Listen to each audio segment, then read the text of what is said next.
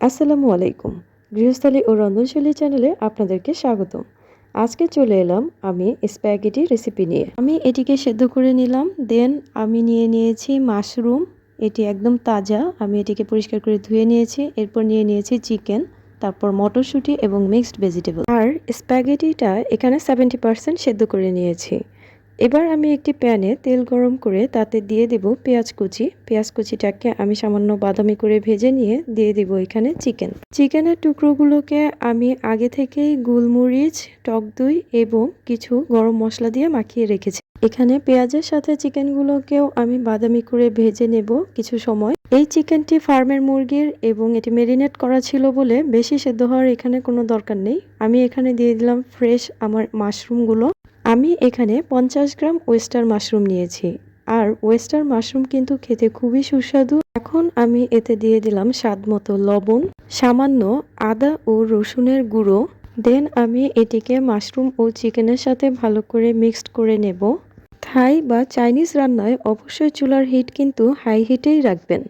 এরপর আমি এতে দিয়ে দেব মিক্সড সবজি। আমি এখানে কেবল গাজর এবং আলু পাতলা পাতলা করে কেটে দিয়েছি। এরপর দিয়ে দিলাম পাকা টমেটো কুচি। এবার এটিকে সামান্য নেড়ে নিয়ে এতে দিয়ে দিব টমেটো সস। যেহেতু এটা স্প্যাগেটি, তাই এখানে কিন্তু অনেকটা পরিমাণ টমেটো সস ব্যবহার করতে হবে। এরপর দিয়ে দিব সামান্য পরিমাণ সয়া সস এবং প্যাকেটে থাকা যে মশলাটা সেটি সম্পূর্ণ এর মধ্যে দিয়ে দেব। এবার সমস্ত উপকরণগুলো ভালো করে নেড়ে নেব এবং কিছুটা সেদ্ধ হতে আমি এখানে ঢাকনা ব্যবহার করব। ঢাকনা দিয়ে ঢেকে রাখার 5 মিনিট পরে ঢাকনা উঠালে দেখা যাবে এর থেকে অনেকটা পানি বের হয়ে এসেছে। আর তখন আমি এর মধ্যে দিয়ে দেব মটরশুঁটি। সবজির এই সবুজ, লাল এবং হলদে কালারটা কিন্তু খুব চমৎকার হয়েছে। আমি একটু স্পাইসি পছন্দ করি, তাই এখানে 3টি আস্ত কাঁচামরিচ দিয়ে দিলাম একটি ডিম। ডিমটা দেওয়ার পর বারবার নাড়তে হবে কিন্তু, নইলে সম্পূর্ণ ভেজিটেবলের সাথে এটি মিক্সড হতে চাইবে না। এরপর আমি সেদ্ধ করে রাখা স্প্যাগেটি এখানে দিয়ে দিলাম। ব্যাস, এখন শুধু একটাই কাজ, এই সমস্ত উপকরণগুলোকে মিক্সড করে দেওয়া।